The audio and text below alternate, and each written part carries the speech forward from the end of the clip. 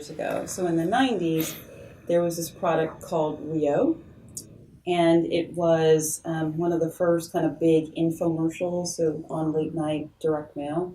And in it, you would see people of various backgrounds, mostly women of color, basically taking the product, dipping their finger in it, and saying it tastes like vanilla ice cream or something. And it was billed as a Brazilian natural hair care product.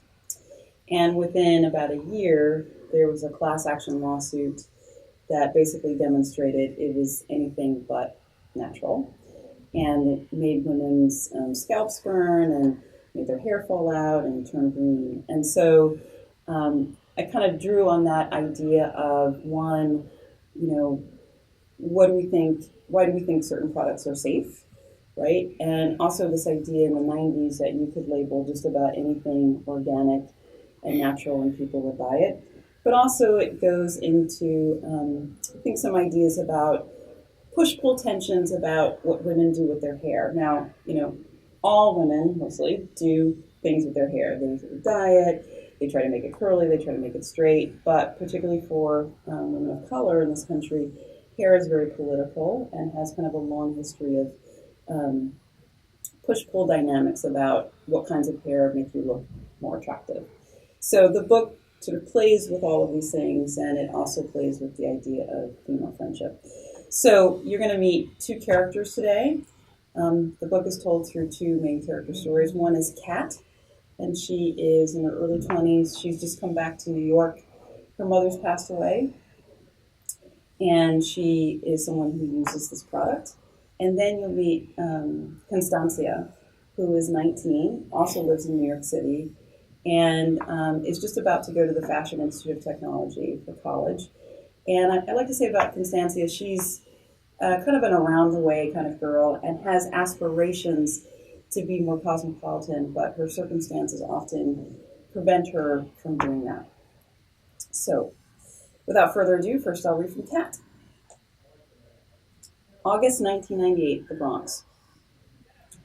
I always thought that I'd die somewhere in the Colorado mountains in a gruesome skiing accident.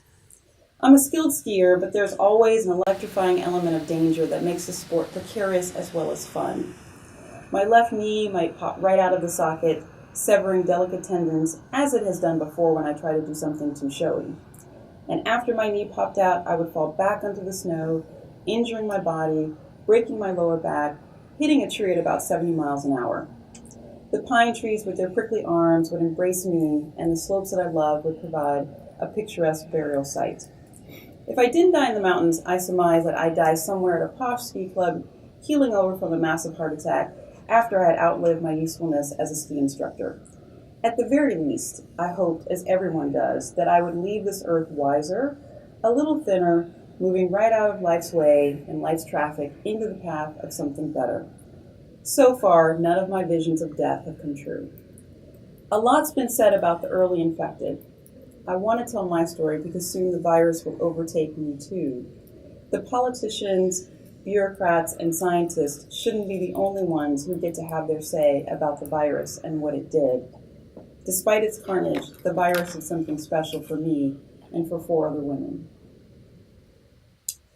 I can remember the day that I went to buy Renew You.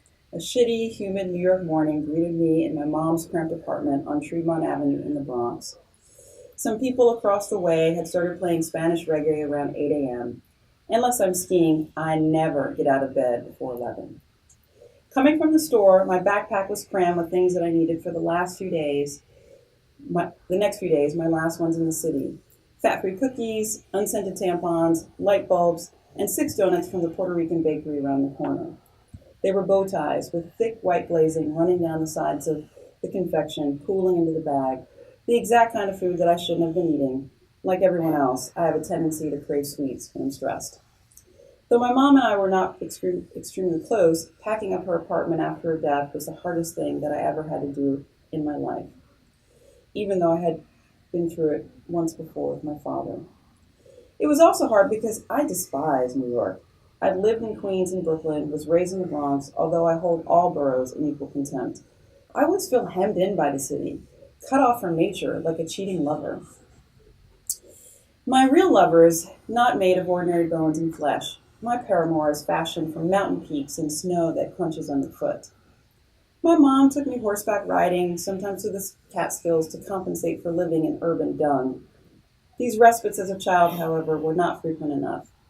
Since she was an artist, she could see the beauty in just about anything, even eyesore crumbling brownstones, even the way big fat water bugs skittered across the floor.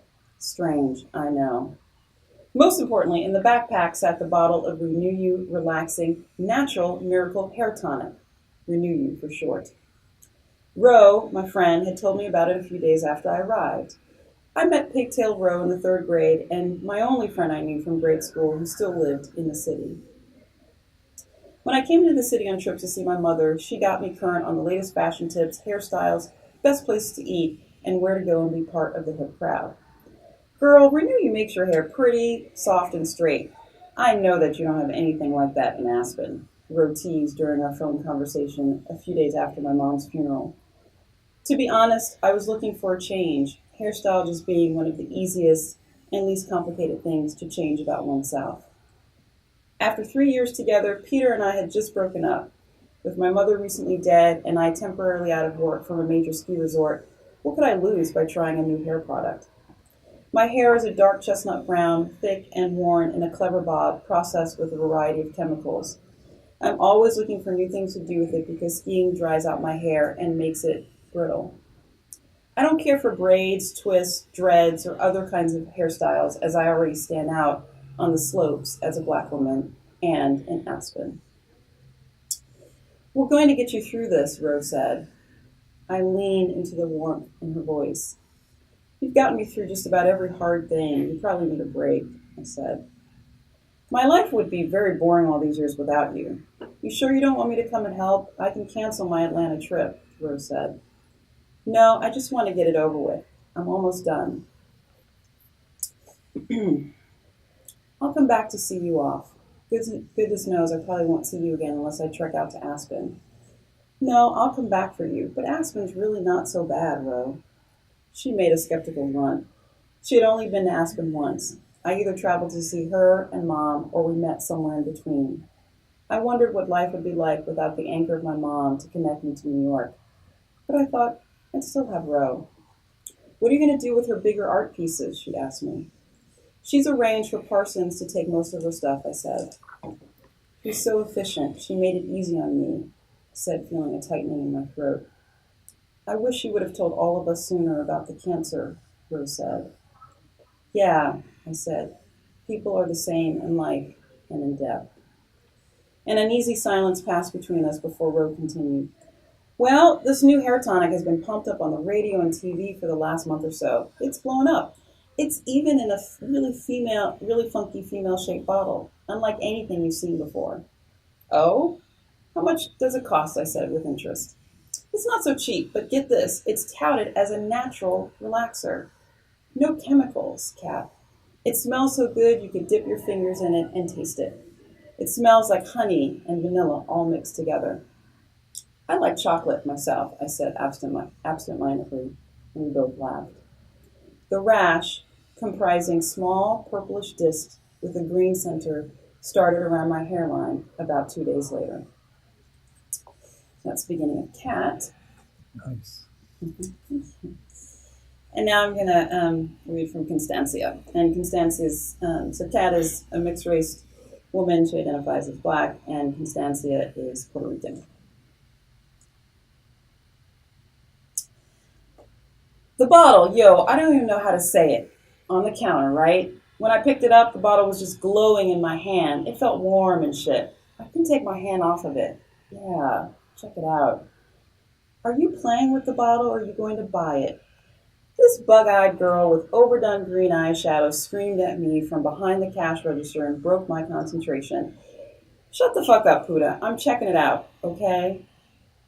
I come here all the time to this rinky-dink store with dusty merchandise, and all I can get is crap like that. That's why I want to live out in the burbs, in Connecticut, like my rich cousins. The cashiers know where it's at in those stores. No one gets edgy when you're just looking to buy something. They treat you well. Not like this stupid little bitch. It's the little things about living in the ghetto that really piss me off. Anyway, I should have known that that bottle seemed to glow in my hand, that something was up. The bottle felt too good. People had been telling me about this Renew You stuff. Check it out. The bottle was hype.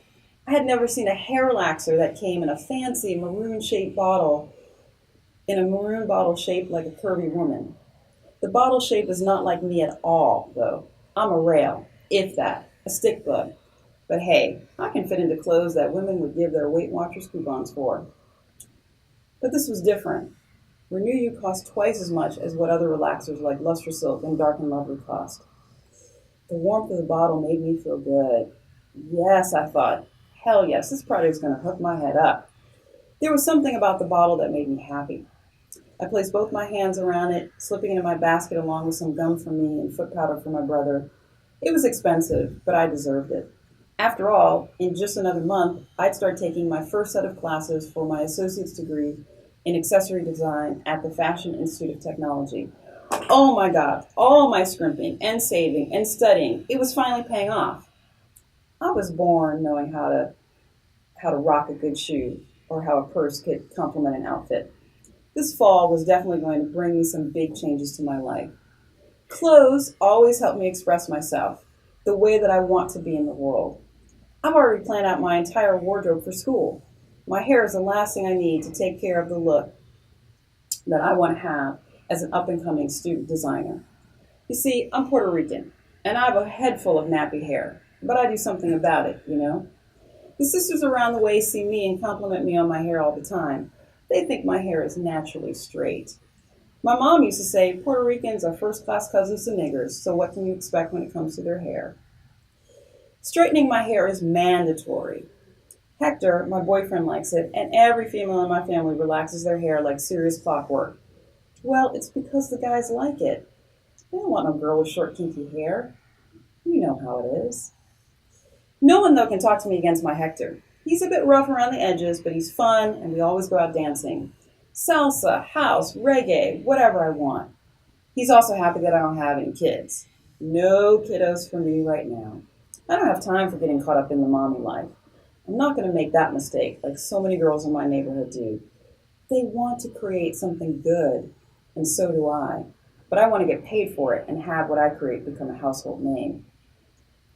So later on, I went back to my place, use Renew You. Whenever I do my hair, I think of my best friend of a long time ago, Robin, 3 years older than me. Robin used to do my hair until she moved away. She was the only sister who ever knew I straightened my hair. It's not something you tell, it's something you do. She was light-skinned, freckly. She always wore a white headband. Being with her was so cool. My mom even liked her, probably because Robin didn't look like the typical black girls around the way. I learned so much from her, like how to braid hair, how to apply makeup, and how to pluck my eyebrows. That's how girls learn how to be beautiful, from each other. I called Hector and asked him to come over, and then sat down and ate some food and waited for Renew You to work its magic. From the moment it touched my head, I knew that this was some powerful shit. That warmth that I felt in the store now flooded my whole body. It felt like your mother tucking you in and giving you a kiss. Your body's just happy to be alive. The product itself was surprisingly gooey. Way too gooey for a regular hair relaxer. After a few minutes longer in my head, the warm, mother tucking you in feeling disappeared and was replaced with tingling at the nape of my neck, like a relaxer that's been left on too long. You know, when the tingling feeling turns to feeling like someone is using your head as a pincushion. I had a strange feeling, like that white goo was sinking into me, going through my dark, kinky hair into my scalp, hunting for the core of me. I swear that's what I thought. It's becoming a part of me. But I didn't wash it out until the time was up. As soon as I finished puking my brains out later, that's when I knew something was wrong. When I saw the bumps all over my head, neck, and face, I cried. Hector got real close, bringing a black lamp from an end table over and shining it right on my head. "Oh, Mommy, that's ugly for sure," he said. "You ain't telling me nothing that I don't already know," I snapped. My brother knocked on the door. "Constancia, I got back from the store." He opened the door. "Here, I got this." His voice trailed off. He held out a paper bag to me. Gracias, gracias. I snatched the bottle from the paper bag and pulled it out, not paying any attention to anything he said. This will make me feel better. Watching me walk over to the bathroom, Hector said, your head might be fucked up, but you still got a nice ass. I turned and smiled. Thanks for thinking about the important things in life, Poppy. He shrugged and sat on my bed, playing with my Snoopy pillow. I call it as I see it. Yeah, Naomi Campbell got nothing on you except that she's black and famous. This is serious, Hector. What if I'm scarred from these bumps? Relax, there's probably some kind of chemical reaction.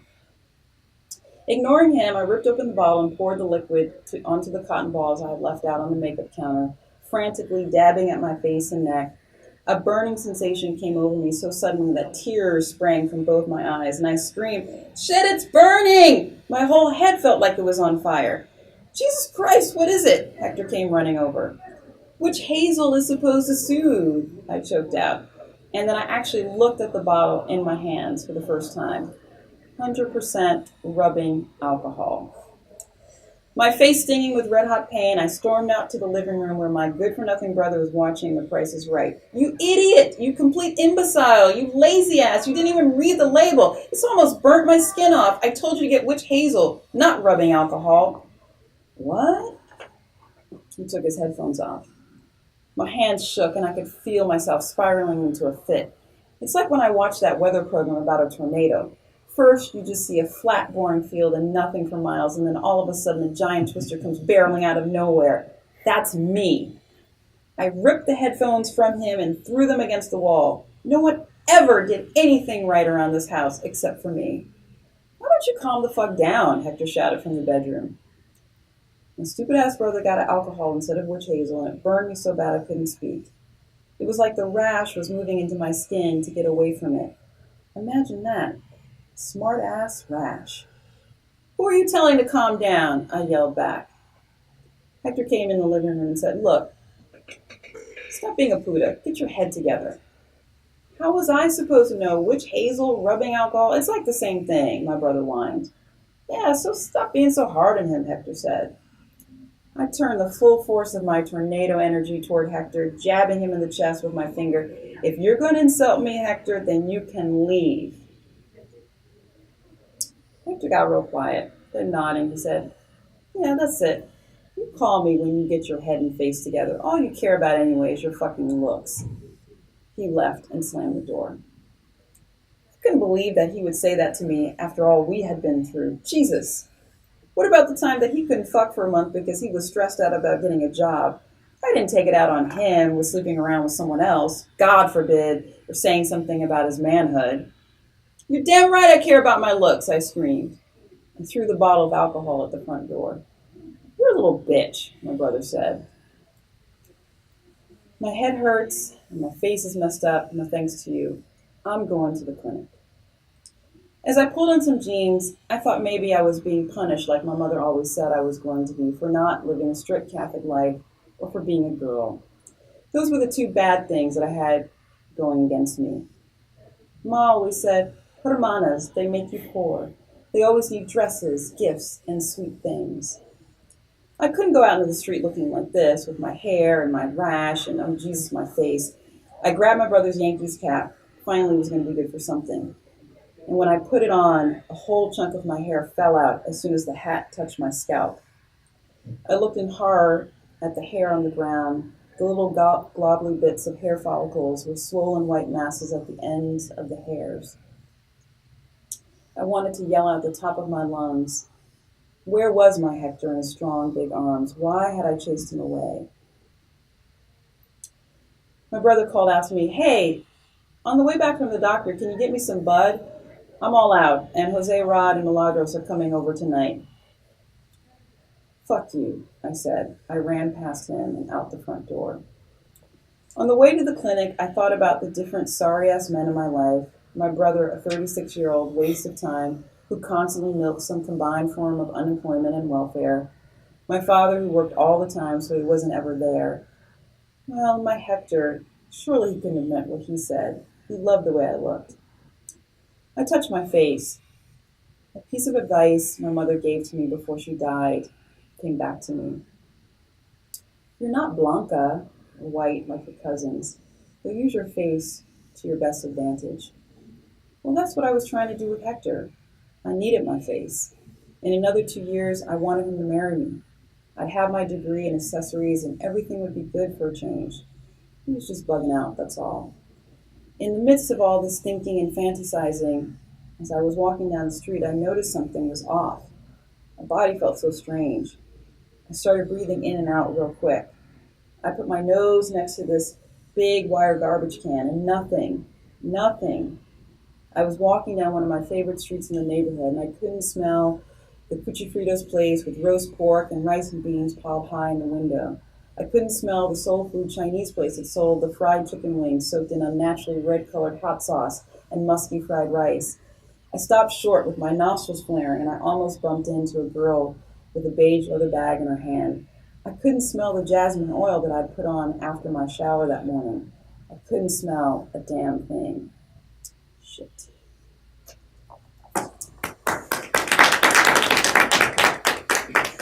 So as the novella progresses and these women go to the Department of Health, they meet up with several other women and they try to piece together what's happening. And then later on you find out the questions around, is it a corporate conspiracy? Is it an accident? And then the virus spreads out exponentially.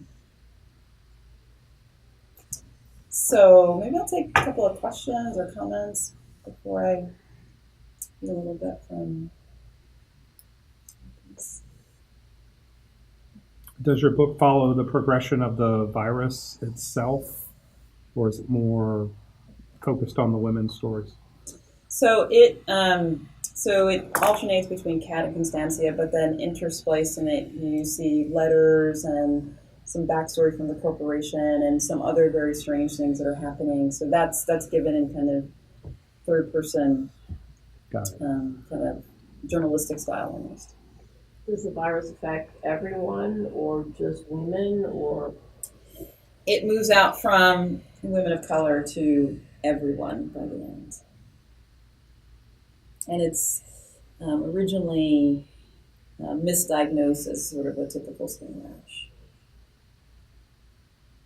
Well, it's purple with I was going to say, I've never heard of a skin rash like that.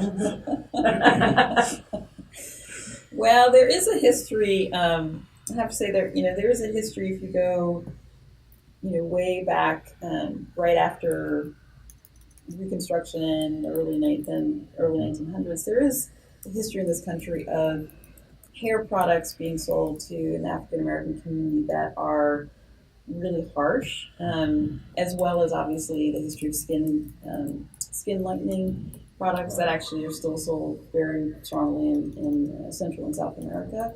So, and there is, I kind of play again with these ideas of corporate conspiracy and those things.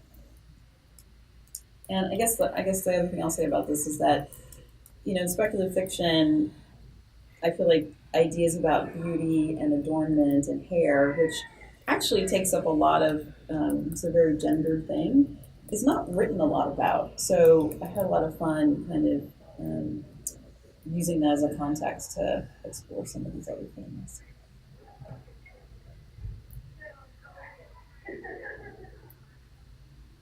So I think I'll read a little bit from this.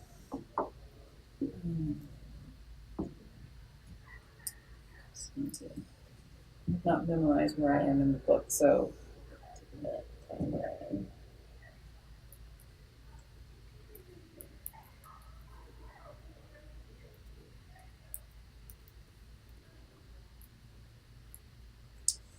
So a lot of wonderful people are in this anthology. Cherie Renee Thomas, Nisi Shaw, other names that you would recognize, all writing some kind of nonfiction letter to Octavia Butler. There's also some interviews that have never been, or they're republished, have not been seen in a long time, as well as a little bit of scholarly material. So very juicy. So I'll just read a little bit from this.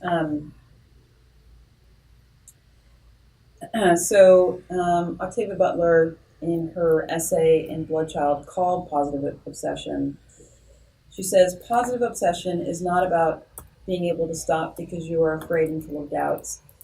Positive obsession is dangerous. It's about not being able to stop at all. Dear Octavia, you are an unacknowledged creativity guru. I have studied your struggles to become a speculative fiction writer during a time when that was almost unthinkable for an African American woman. I've been fascinated with your self-making in the face of adversity and your ability to stay creative despite the odds. Your work has influenced me as a speculative fiction writer and has shaped my understanding of the creative process and serves as a model for teaching about feminism and creativity. I feel as if you've been mentoring me for all these years. I discovered your fiction in graduate school in the early 1990s after consuming feminist science fiction authors of the 70s and 80s and dog-earing my copies of Amazon's Women of Wonder and Aurora Beyond Equality. It was, however, your nonfiction work that creatively baptized me and propelled me into action. You came to Ann Arbor, Michigan in 1995 and read from your short fiction collection, Bloodchild. As a frustrated political science graduate student, I was just starting to acknowledge and make room for my deep desire to write speculative fiction. Hearing you read from your two brief essays changed my life. The word obsession can have a negative connotation. It can mean that we can have an unhealthy fascination with an object or situation. In your essay, however, you use the term positive obsession to indicate an approach that helps you realize your dreams. And I just have some of what she says about positive obsession. You kept your focus on a publication goal through even though you got ripped off by an agent who charged you a reading fee, and also through getting up at 2 a.m. and writing before you went to work, through numerous rejections, and even a creative writing teacher who asked you, can't you write anything normal?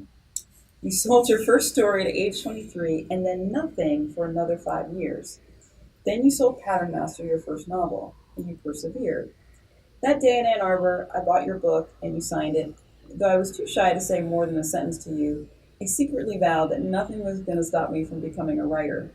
In a flurry of creative outpouring, I wrote several stories, including the first 20 pages of a novella that I loved. What is this novella? The next year, I applied to the Clarion Science Fiction and Fantasy Writers Workshop. I was accepted, and much to the chagrin of my dissertation advisor, took 6 weeks during the summer to eat, sleep, and breathe speculative writing. I loved every minute of being in a community of writing faculty and students. That transformational workshop provided a crash course on how writing workshops operate, including how to be a good workshop participant. I workshopped my novella and received enthusiastic and helpful feedback. Clarion gave me the first taste of what being a disciplined writer meant. At Clarion, I also learned about being an outsider within an already marginal group of, quote, nerds who read and write science fiction. I was the only person of color in the group and the only person writing about non-white characters. I tried to imagine your experience there in 1969, more than 20 years before me. We don't know much about your time at Clarion, except that you sold a story during it. Did you struggle with doubts about being good enough? Did people politely respond to your work? In Positive Obsession, you chronicled your almost crippling self-doubt and ruminated over the sexism and racism that you faced in the 60s and 70s. You gave words to the inner and outer demons that haunted me for decades. Was I getting rejected because my writing wasn't strong enough, or because my work often centered in the lives of women of color and drew on tropes and themes common in African American literature? I lay awake many nights worrying that my characters and their struggles didn't seem relatable enough to white editors and slush pile readers. As a mentor, you continue to surprise me. Digging through the archives, historians recently found affirmations you wrote on the back of a notebook. Where and when did you find out about affirmations? Did you take a workshop? Or more likely, read a book? Affirmations as a self-growth tool were popular in California long before they became mainstream. Affirmations as short, simple, positive statements have lost the connection to mysticism that they had when you used them. Now, it seems like everyone, psychologists, writers, and coaches, all advocate their use. Did you practice saying them out loud in front of a mirror?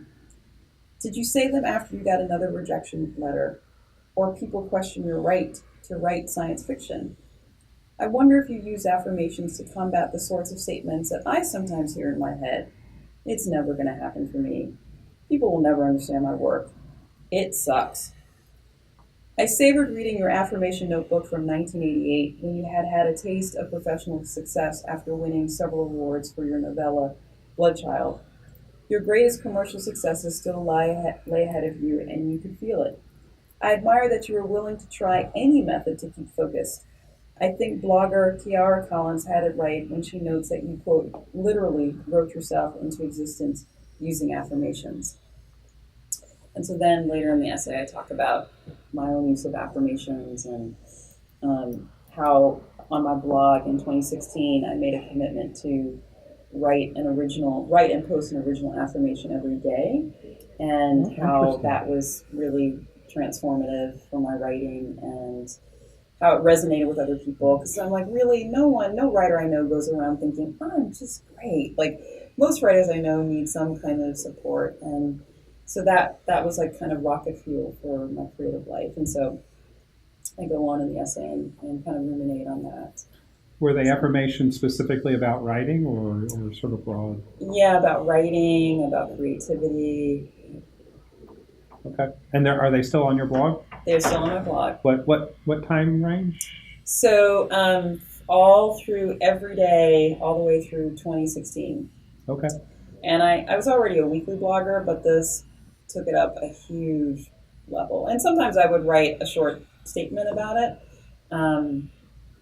And what I discovered is that when you set a really short goal, like I'm just going to write one sentence a day, that is kind of a nice little momentum. And I also think self-acceptance really can support our writerly life. So that's a nice thought. I mean, there's so much negativity online these days. It's good to hear people deliberately trying to be positive online, and so I appreciate that. Thank you. Yeah, it was a really fun experiment, and actually, just as kind of a follow up to that, I had met James Maxey in November of 2015, and he basically said because 2016 was a leap year, he was going to try to write something like 366,000 words. And of course, I was like, "You go with your bad self," but that's like crazy. And so, but I got really inspired, and I was like, "Okay, what can I do every day for 366 days?" And that's when I was like, "I love affirmations. I use them. I think they're helpful." And so it's James Maxey's fault. Okay. So, do you have questions or comments? Well, I'll just say that Falstaff is graciously carrying Renew You, and I'm happy to sign books. And you can get luminescent threads online through Amazon. And I'll have office hours at 4:30 and more chocolate. And I will answer just about any question about writing and creativity that you want to ask. So, thank you.